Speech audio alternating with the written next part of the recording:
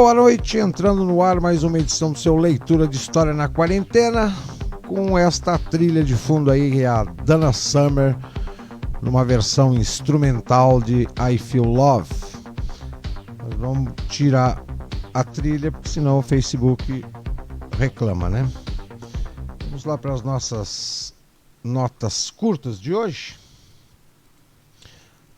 O que temos aqui?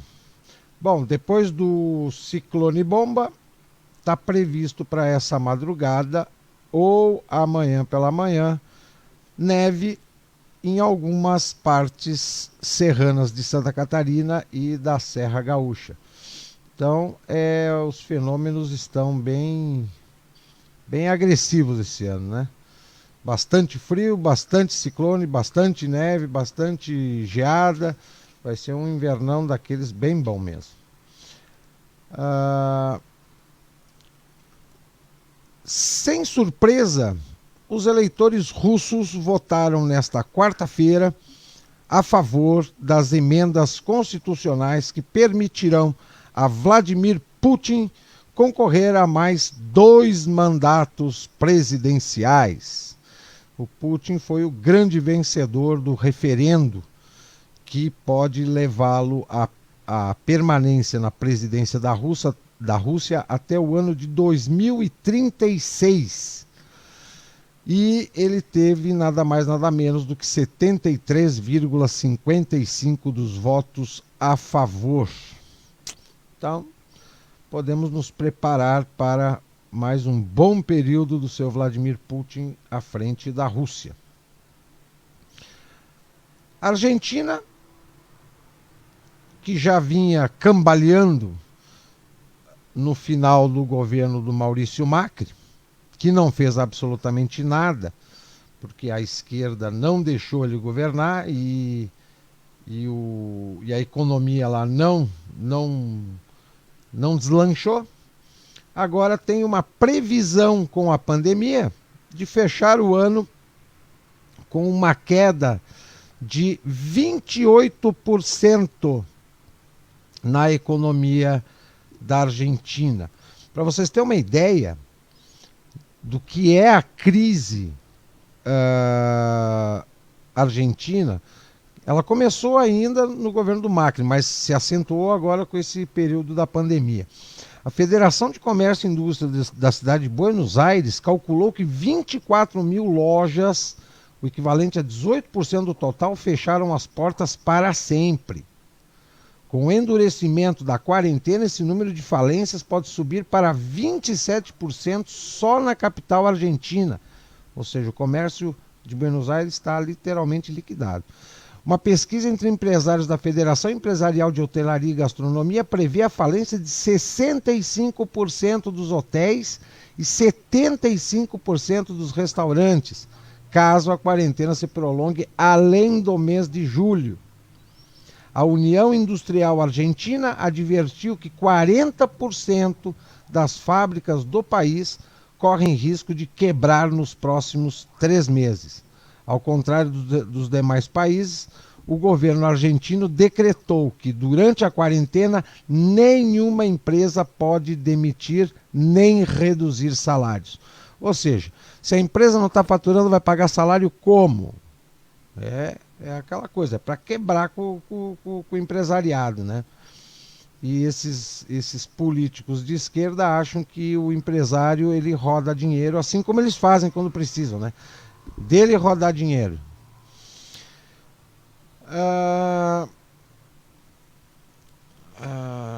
Qual é a outra? Aqui.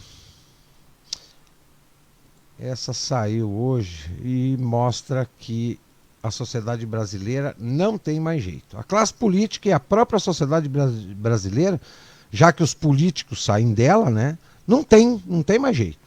Partidos, ideologias, projetos, só no papel e no discurso.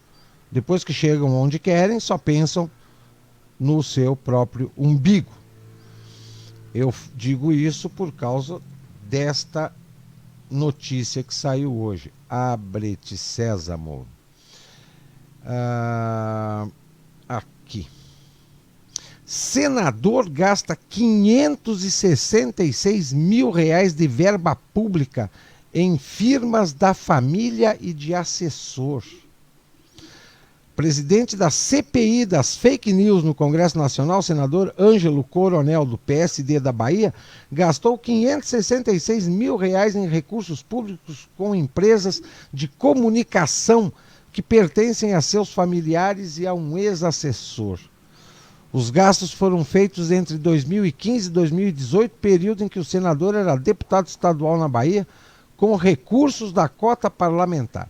Ele nega que tenha usado verba de forma irregular. Ou seja, a Lava Jato até criou uma certa esperança de que a corrupção ela fosse diminuir ou fosse ser controlada, né, através da exposição dos crimes de pessoas notórias, pessoas públicas, etc. Mas, pelo jeito, a Lava Jato já era e PF, investigação, judiciário, não bota mais medo em mais ninguém, muito menos na classe política. Bom, vamos lá para os nossos temas de hoje. Deixa eu fechar aqui, deixa eu ver. Muita gente fala que a esquerda morreu. Não existe mais esquerda. A esquerda morreu. Pelo menos aqui no Brasil muita gente fala isso, né? E todo mundo acha que porque temos um Bolsonaro aqui, um Trump nos Estados Unidos, a esquerda está morta e não existe mais esquerda política no mundo. Aí é que o povo se engana. Eles estão mais vivos do que nunca e eu trago algumas informações de países ditos desenvolvidos ou de primeiro mundo, aonde o socialismo está governando vivo e forte. Por exemplo, em Portugal, o governo socialista português vai monitorar o discurso de ódio nas plataformas online, estando em vias de dar início à contratação pública de um projeto que deverá traduzir-se num barômetro mensal de acompanhamento e identificação de sites e pessoas.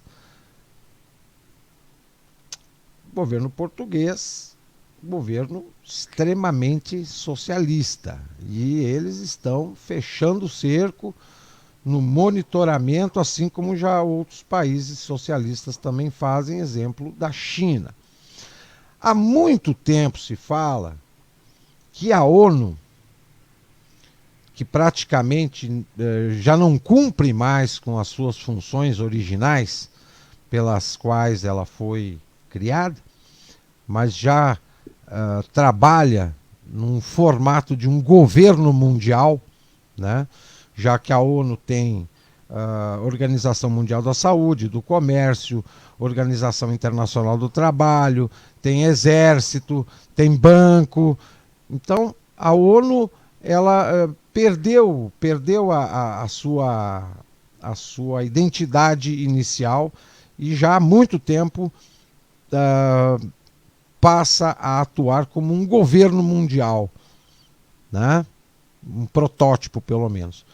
E o secretário-geral da ONU, que é um português também, e que há muito se comenta que a ONU é um verdadeiro ninho de aplicação e difusão de agendas de políticas de esquerda, veio a público anteontem e disse o seguinte: secretário-geral da ONU, Antônio Guterres, está pedindo um nível de governança multilateral com os dentes para funcionar como um instrumento de governança global, onde for necessário. Recentemente, o JM Notícias destacou também que o ex-ministro britânico Gordon Brown sugeriu para a ONU a criação de um governo mundial para combater o coronavírus. Então o coronavírus está servindo para atiçar ou para movimentar as peças do tabuleiro para a instalação cada vez mais rápido e mais intensa desse tal governo mundial. E o pior, o Guterres, ele sugere um auxílio emergencial,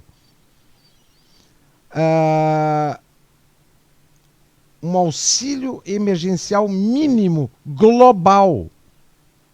Ou seja, seria como instituir um salário mínimo mundial.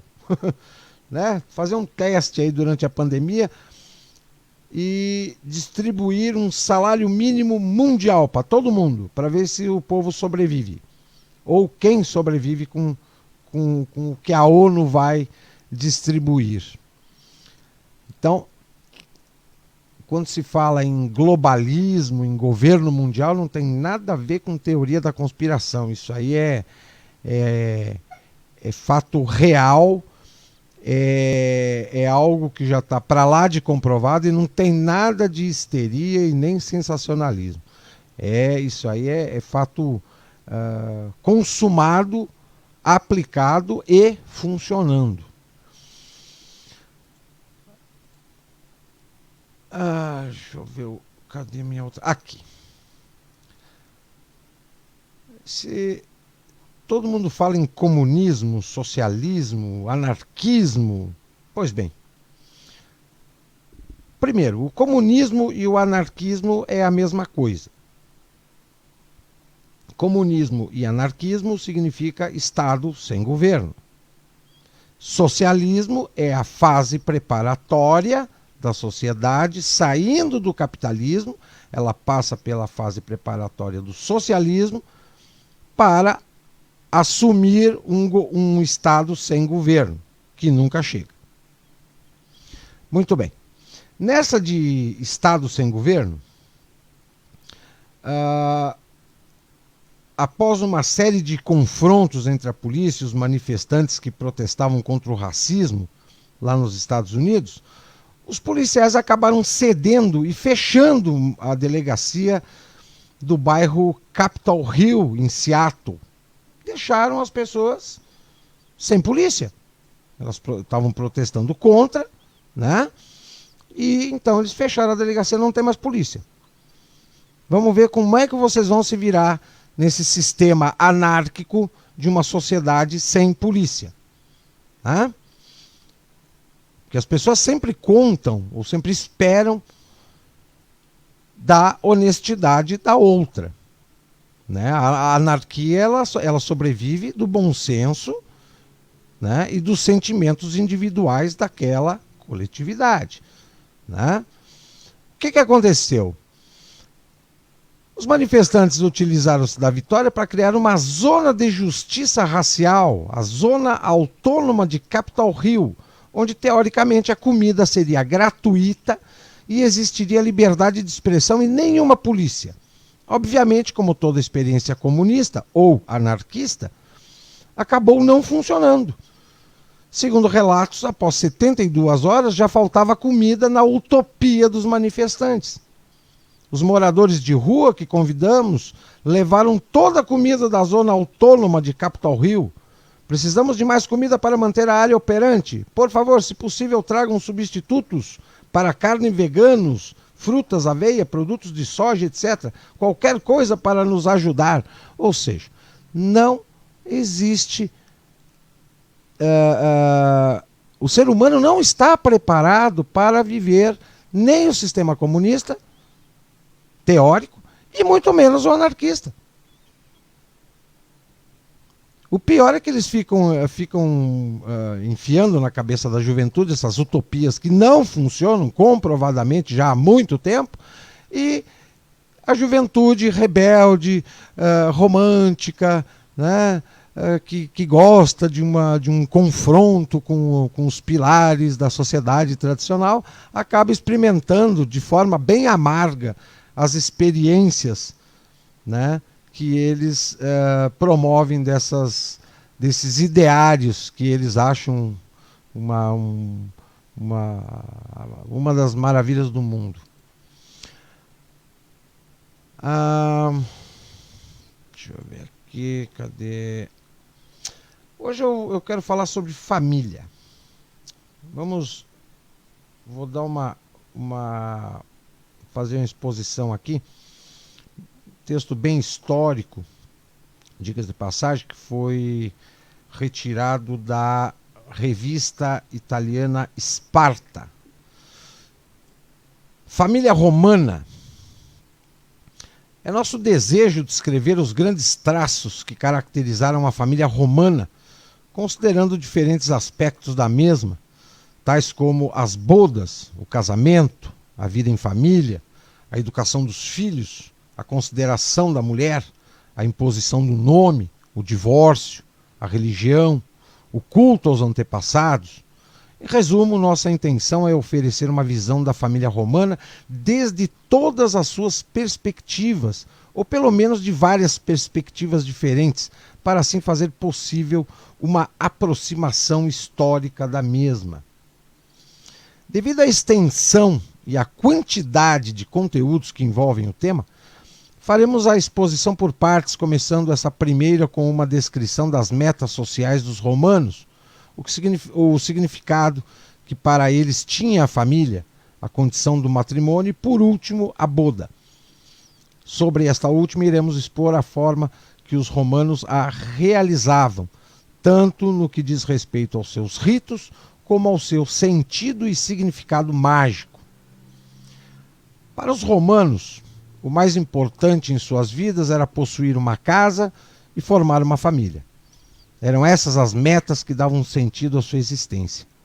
Por esse motivo, a família tinha uma importância especial e, por sua vez, estava ligada à sua função social que possibilitava não só a descendência da estirpe, mas também a renovação e a existência do conjunto da comunidade. A sobrevivência do grupo familiar tinha tanta importância que, no caso de não ter filhos homens, se deveria adotar um futuro pater familias de outra família. Ao mesmo tempo, a família constituía uma sociedade religiosa, com seus cultos e festas particulares, encarregando-se o pater familias da manutenção dos ritos peculiares, assim como do culto familiar, agindo como um sacerdote. Portanto, o valor da família residia, por um lado, em assegurar a descendência e, por outro, a conservação da própria cidade, impedindo que essa envelheça e termine extinguindo-se. O caráter da família, e portanto da sociedade romana em geral, era patrilinear, pois era o pater quem detinha a pátria potestas sobre todos os membros da família, podendo decidir a vida e a morte de qualquer integrante da mesma. Ao mesmo tempo, a adoção do nome e a descendência era por linha masculina, constituindo assim um conjunto de famílias que se conheciam como gens, a qual tinha um culto próprio. Cada romano tinha um nome formado por 3 elementos: praenomen, que designava o indivíduo, o nomen, comum a todos os membros das gens, e o cognomen, que indicava a correspondente família integrante das gens que se pertencia. Desta forma, podemos dizer que o cidadão romano não era um ser isolado, não existia como indivíduo, mas que até seu nome e identidade pessoal refletiam sua origem e sua filiação a uma determinada família ou gens. Quanto ao matrimônio, existiam diferentes formas legais que eram realizadas, mas a nível geral a mulher que se casava passava a fazer parte da família do marido, e essa se submetia ao seu poder, assim como os filhos. Este tipo de matrimônio se conhecia como conventio in manum, e desta modalidade de matrimônio se derivam 3 tipos de ritos. O primeiro era o confarreatio, que estava reservado aos patrícios, Nesse tipo de rito, os noivos compartilhavam uma torta de pão durante o sacrifício nupcial. O segundo era o coemptio, que era uma compra simbólica da esposa, na qual o pai desta cedia ao esposo seus direitos. E, finalmente, nos encontramos com o usus, no qual o matrimônio adquiria valor legal depois de 1 ano de convivência entre os cônjuges. Além desses tipos de matrimônios, também se encontrava o sine manu, no qual a mulher continuava pertencendo à sua família de origem, porém submetida à autoridade de seu pai. Sem fundamento, era a vontade dos cônjuges de viver juntos como marido e mulher.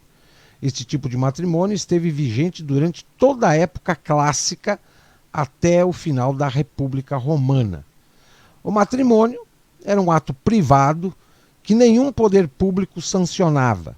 Não era preciso a intervenção de nenhuma autoridade civil ou religiosa. No caso de litígio por uma herança, o juiz decidia através dos indícios se um homem e uma mulher estavam casados em justas bodas. A cerimônia não deixava necessariamente nenhum documento escrito. Sem dificuldades, as chamadas justas bodas tinham inquestionáveis efeitos jurídicos. Os filhos gerados eram legítimos, ganhavam o nome do pai, continuavam a linha de descendência e eram os herdeiros do patrimônio. Sem dúvidas, ainda que a cerimônia não fosse necessária para a constituição do vínculo jurídico entre os esposos, a tradição e o caráter sagrado que esta implicava lhe convertia em um evento importante. Na maioria das vezes, os matrimônios eram arranjados pelos pais dos noivos. Como era mais habitual, os romanos optavam pelo matrimônio conventio in manum, pelo qual a mulher passava a estar sob a autoridade de seu marido e era fornecido um dote que era declarado por escrito no contrato matrimonial. Tal dote nunca passava de ser propriedade do marido, que só poderia desfrutar e usar do mesmo enquanto o matrimônio durasse. No caso de divórcio, a mulher levava consigo o dote que havia fornecido, e esse se reintegrava ao patrimônio de seu pai ou tutor. Nos casos em que o dote não fosse devolvido imediatamente, o marido deveria pagar à família da esposa uma porcentagem do valor do dote até reintegrar a totalidade. Devido ao significado que o matrimônio tinha, se escolhia de forma cuidadosa a data para a realização da boda, evitando os dias e meses de maus agouros. Na noite anterior, a esposa consagrava a uma divindade os seus brinquedos de infância, e a casa da noiva era enfeitada com guirlandas de flores. Seus cabelos eram penteados de uma forma especial. O penteado era chamado sex crines, porque dividia o cabelo em 6 mechas. O traje nupcial, ou túnica recta, era preso com um cinto fechado de forma típica e era desatado pelo noivo na noite do casamento. Este traje nupcial chegava até os pés, era simples e de cor branca. O rosto era coberto com um véu de cor alaranjada, conhecido como flameum. Além disso, a noiva era assistida em todos os rituais pela pronuba, uma mulher casada que só teve um esposo. A cerimônia se iniciava com os auspícios para conhecer a vontade dos deuses. Se o sacrifício que se realizava saía bem, significava que os deuses abençoavam aquela união. Depois procedia-se o firmamento dos cônjuges nas tabula nuptialis, ou seja, o contrato matrimonial que se realizava na presença de 10 testemunhas. No mesmo contrato vinha estipulado o dote. Logo em seguida, a pronuba, que assistia à noiva, procedia unindo as mãos direitas dos cônjuges, colocando uma sobre a outra. Este era o momento mais solene da cerimônia, já que com esse símbolo se selava o contrato em prova de lealdade e respeito mútuo. Quando o matrimônio se celebrava através do rito de confarretio, cerimônia de origem arcaica, requeria-se a presença do sacerdote maior de Júpiter. Os esposos sentavam com as cabeças cobertas sobre duas cadeiras forradas com a pele de uma vítima sacrificada. Depois disso, davam uma volta ao altar e comiam um pão de trigo. Posteriormente, se celebrava o banquete nupcial, conhecido como cena nuptialis, o qual era finalizado na casa da noiva. Ao finalizar o banquete, no anoitecer, começava a cerimônia de acompanhamento da noiva à casa do marido. Era o dedúcio, que era uma reprodução do ritual do rapto das Sabinas. A noiva era colocada nos braços protetores de sua mãe e o noivo a arrancava deles violentamente. Se fingiam lágrimas e lamentos. Depois disso, se dispunha o cortejo até a casa do noivo, que se adiantava para receber a noiva na porta. O cortejo portava tochas acesas, cujos restos queimados eram repartidos entre os espectadores para trazer sorte. Enquanto isso, os acompanhantes gritavam talasse ou talaço, ao mesmo tempo que faziam piadas picantes. Quando o cortejo se aproximava da casa do noivo, o marido que havia se adiantado esperava a mulher na porta e lhe perguntava como ela se chamava, e ela respondia: ubi tu Gaius ego Gaia, que significa: se você é Gaio, eu sou Gaia. Então, esta avançava acompanhada de 3 jovens que tivessem pai e mãe vivos, levava consigo o fuso e a roca de fiar, símbolos da atividade doméstica. Neste momento, o esposo a levantava em seus braços e atravessava o umbral da porta, para que não tropeçasse, já que isso era um símbolo de mau agouro.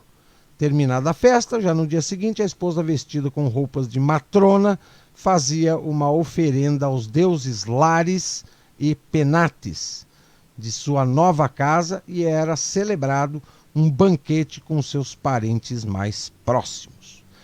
Vemos que dentro dessa ritualística da Roma antiga, pelo menos no matrimônio, muitos elementos, pelo menos até pouco tempo atrás, né, ainda se praticava. E se não se pratica mais, pelo menos algumas coisas viraram tradição, né, e pelo menos são lembradas dentro do cerimonial do matrimônio. Para ver que a herança romana, ela em muitas atividades, em muitos momentos da sociedade, ainda se mantém.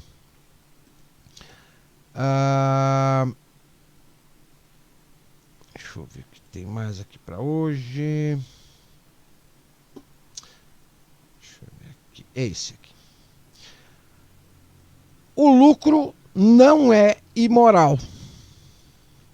Vivemos em uma sociedade em que boa parte considera o lucro ou o acúmulo de riquezas como algo feio, condenável, até imoral.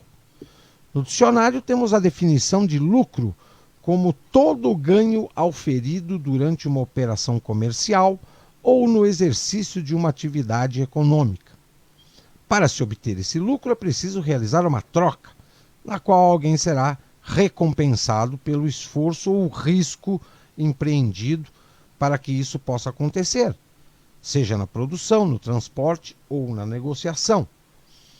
Ele representa aquilo que um indivíduo ganhou em decorrência, principalmente de seu trabalho intelectual, de seu planejamento e de suas decisões.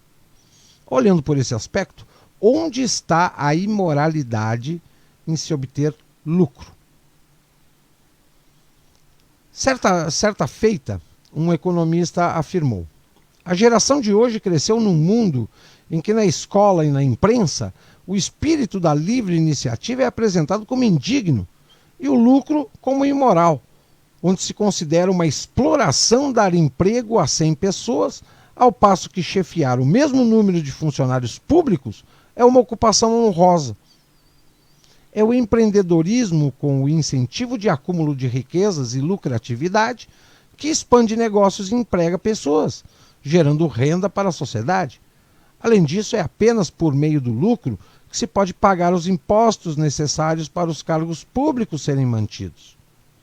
A melhor forma de obtenção de lucro é atendendo às necessidades e satisfação do maior número possível de indivíduos. É dessa forma que toda a sociedade se beneficia, com inovações que possibilitam melhorias em sua qualidade de vida. Uma vacina descoberta que preserva milhões de vidas gera um imenso lucro a uma empresa. Esse é um excelente incentivo para que essas descobertas surjam. A corrida por tecnologia de fontes de energia renováveis certamente acarretará a seus vencedores bilhões durante muitas gerações de suas famílias. O mundo irá se beneficiar muito com isso. O lucro é uma verdadeira dádiva para a humanidade. É graças a ele que as pessoas são mais produtivas, se esforçam mais, buscam ter maior criatividade e atender bem seus clientes, pois sempre precisam estar preocupadas com o seu bem-estar. Quanto maior for a percepção de ganho e satisfação nos clientes, maior a chance de obtenção de lucros. Considerar o lucro como algo imoral é certamente irracional. Sociedades que adotaram o regime socialista ou parte de suas ideias, onde o lucro é algo proibido e condenado, sempre viveram em atraso. Podemos analisar como exemplo países como Cuba, Venezuela, Coreia do Norte, a antiga União Soviética, a antiga Alemanha Oriental, onde sua população não tem nem direito e liberdade a escolher o que comer, muitas vezes porque no país não há o suficiente para todos. É o lucro que sempre irá levar o mundo adiante. Em 1820, a pobreza extrema atingia praticamente 95% da humanidade. Após o mundo adotar o sistema econômico capitalista, que premia com lucro os indivíduos a partir dos anos 2000, esse percentual já era menor que 15%. Não restam dúvidas de que esse sistema e esse prêmio gerado são benéficos para todos. Devemos fazer um papel de conscientização da sociedade em prol do lucro e dos ganhos, de forma que cada vez mais os políticos não consigam atrapalhar o empreendedorismo por aqui. Certamente com isso, todos irão se beneficiar, com mais empregos, mais dinheiro no bolso e principalmente maior qualidade de vida. O problema é que os políticos socialistas eles aprenderam a implementar socialismo usando o sistema econômico capitalista, só que em prol deles, em prol da ditadura deles e não em prol da sociedade. A sociedade trabalha, tem lucro, só que o lucro nunca fica com a sociedade. Vai para os cofres públicos para eles roubarem, gastarem mal e encherem as suas burras.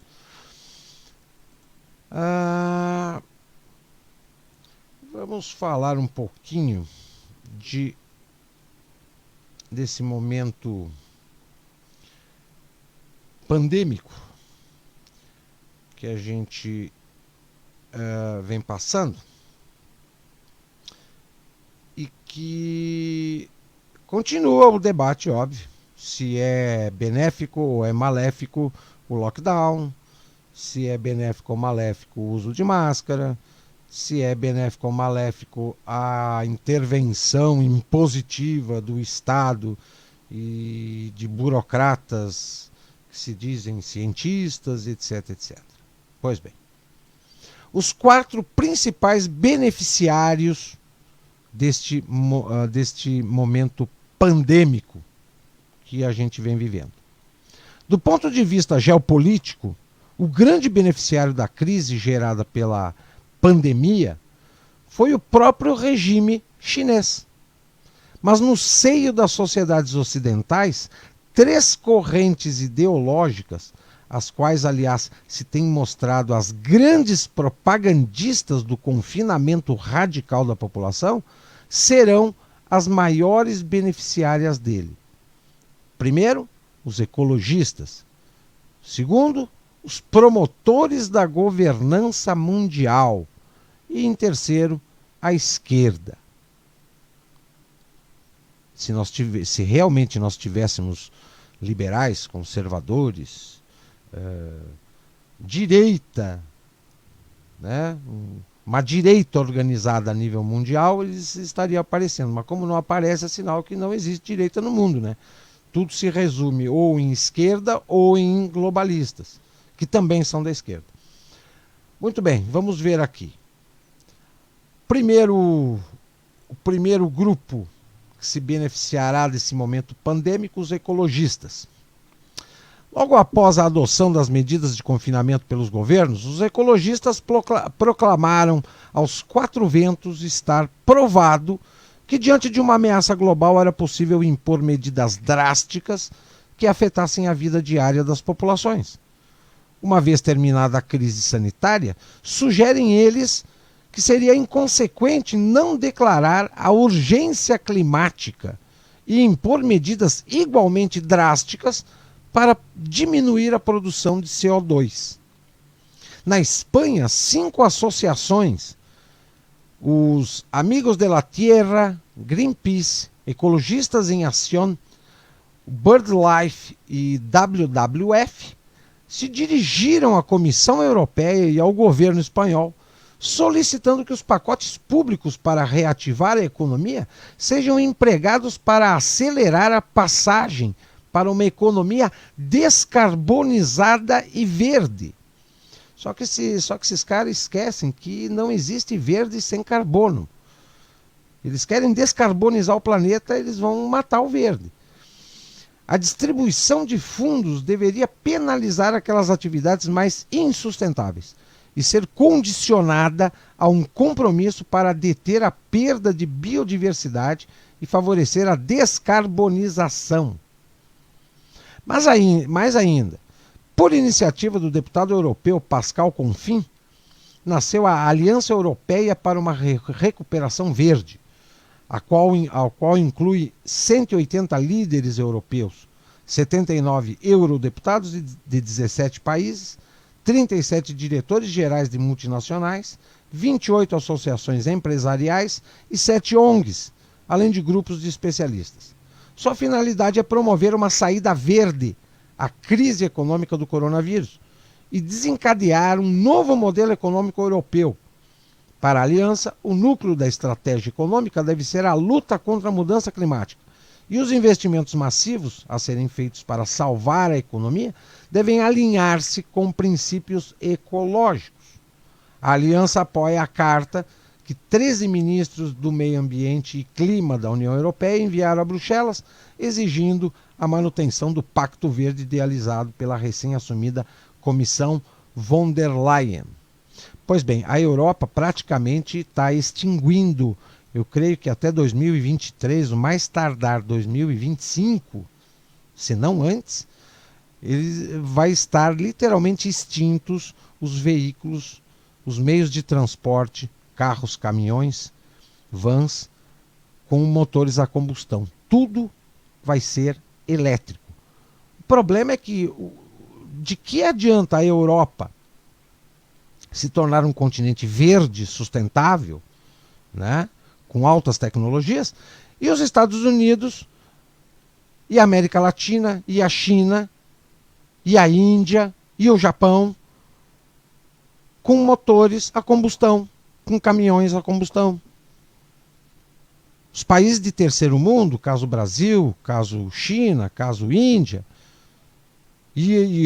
até os Estados Unidos, não estão conseguindo assimilar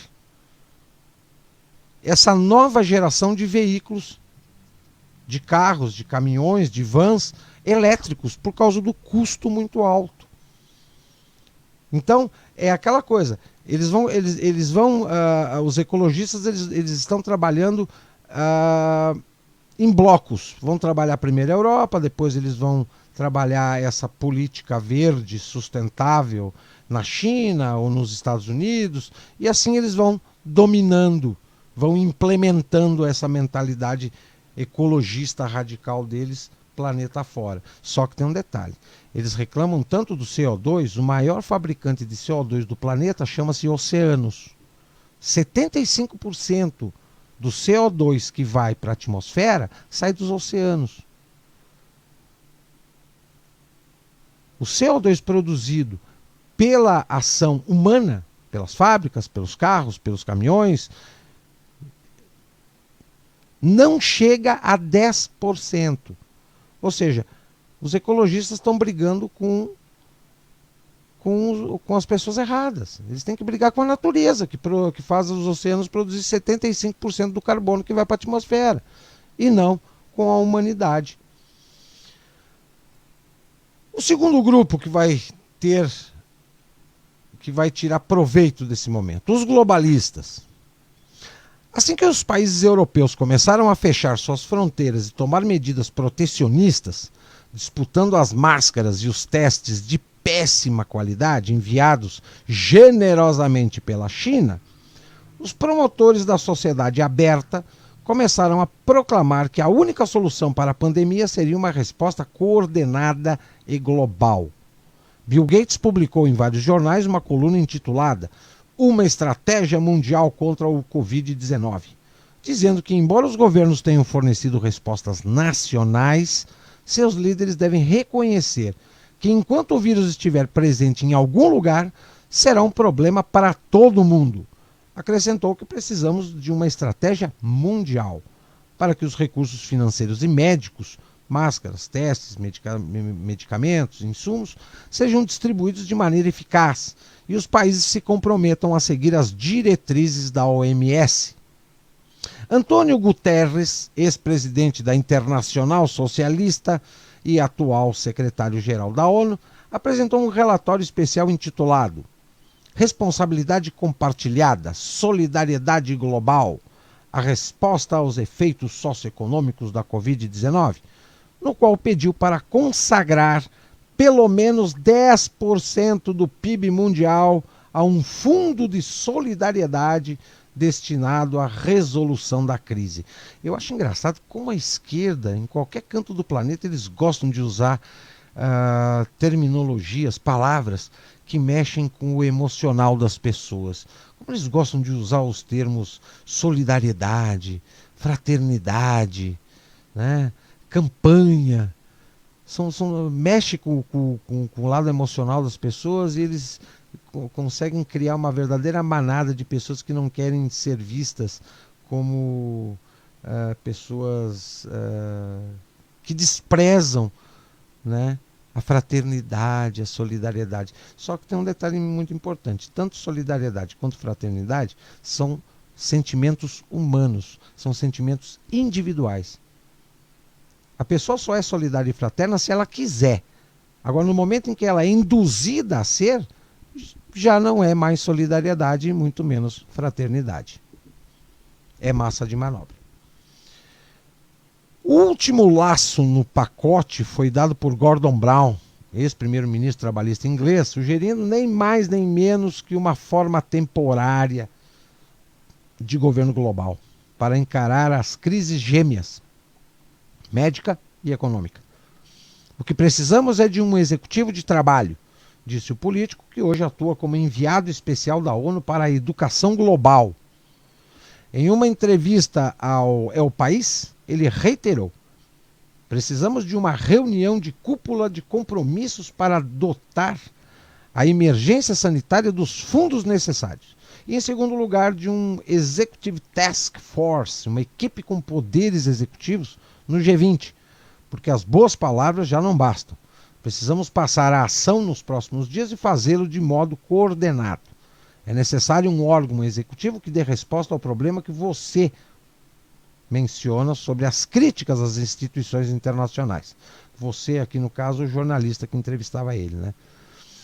É preciso de uma liderança política compartilhada. Segundo Brown, na fase atual de esforços para preservar os empregos, uma resposta nacional pode não bastar, mas na fase seguinte precisaremos de coordenação fiscal, coordenação monetária e colaboração entre os distintos bancos centrais. E não falo somente de um modelo como o da União Europeia. Refiro-me ao âmbito global. Na fase de crescimento, precisaremos de um esforço coordenado de estímulo fiscal em todo o mundo. A nível latino-americano, o chamado Grupo de Puebla, integrado por presidentes e ex-presidentes, e aí entra Lula, Dilma, FHC e tantos outros esquerdistas que foram presidentes na América, líderes políticos, acadêmicos e sindicalistas de orientação socialista, publicaram uma nota declarando que a atual crise não tem outra solução senão a da integração da América Latina e do Caribe e a cooperação em nível mundial, na qual a OMS deve ter um papel ainda mais preponderante do que hoje. O documento convida governos, organizações e povos do mundo a uma reflexão serena quando a pandemia termine, sobre um novo modelo de desenvolvimento que coloque primeiro valores até então desconhecidos, como meio ambiente, inclusão social, redução da desigualdade, segurança alimentar, desarmamento militar, multilateralismo e progressividade fiscal. Ou seja, todos esses fatores estão nas agendas frankfurtianas, gramscianas e todas elas baseadas na meleca da utopia marxista. O terceiro grupo que vai tirar vantagem com o momento pandêmico é a esquerda política. A esquerda está à espreita para surfar na onda. Em artigo publicado, a escritora e ativista Naomi Klein explicou ter aprendido nas 2 últimas décadas que durante os momentos de mudança cataclísmica, aquilo que era previamente impensável passa subitamente a ser realidade. Descobriu o ovo de Colombo. Ao sopro do mesmo vento, o filósofo esloveno Slavoj Žižek sustentou que o coronavírus nos obrigará a reinventar um socialismo baseado na confiança na gente e na ciência. Não se trataria do socialismo de outrora, mas sim de algum tipo de organização global que possa controlar e regular a economia, como também limitar a soberania dos Estados-nações. Já existe, é a ONU. Só falta dar mais poder para ela, mas já está tudo pronto. O filósofo italiano Franco Berardi Bifo não ficou atrás. Há alguém a quem esta lógica não agrada porque recorda o socialismo? Pois bem, se não existem palavras mais modernas, usaremos ainda aquela de fato antiga, mas sempre muito bela: socialismo. Agindo com toda a coerência, a esquerda está repropondo abertamente a nacionalização de companhias elétricas e de telecomunicações, de hospitais privados, de hotéis, como declarou desenvoltamente Pablo Iglesias, líder do partido Podemos e vice-presidente do atual governo espanhol de coalizão, durante uma reunião de seu gabinete de crise. Mais grave ainda é o fato de propostas pertencentes até aqui a programas da esquerda alternativa, como a de um salário universal de base, serem retomadas hoje por representantes do establishment. Importa assinalar que o proposto salário universal não se limita a uma ajuda temporária aos trabalhadores desempregados por causa de uma crise econômica ou financeira, o que todas as pessoas sensatas consideram necessário, num arco que vai desde um analista do Acton Institute até o secretário da Conferência Episcopal Espanhola. Nem corresponde à imagem imaginada por Milton Friedman, de dinheiro distribuído por helicóptero para resolver problemas temporários de liquidez na economia. Trata-se, na realidade, de um salário mínimo permanente distribuído a toda a população, cada um podendo escolher se quer ou não quer trabalhar, conforme suas aspirações individuais, o que supostamente garantiria sua total emancipação. Quer dizer, uma parte do planeta trabalha, uma outra parte do planeta não trabalha. O governo global vai arrecadar dinheiro de quem trabalha e vai redistribuir para quem não trabalha. Mas aqueles que trabalham vão receber igual aos que não trabalham. Isso chama-se emancipação. Ganhar sem trabalhar. É inversão de valores. Que eu saiba, a emancipação de uma pessoa é quando ela trabalha, ganha dinheiro e se sustenta, não depende de ninguém. Emancipação no socialismo é o Estado se apropriar do rendimento de uns para redistribuir para quem não faz nada. E dizem que aqueles que não fazem nada são emancipados. Loucura total, né? O salário universal era a ideia farol do programa de Benoît Hamon, o malogrado candidato do Partido Socialista Francês à presidência.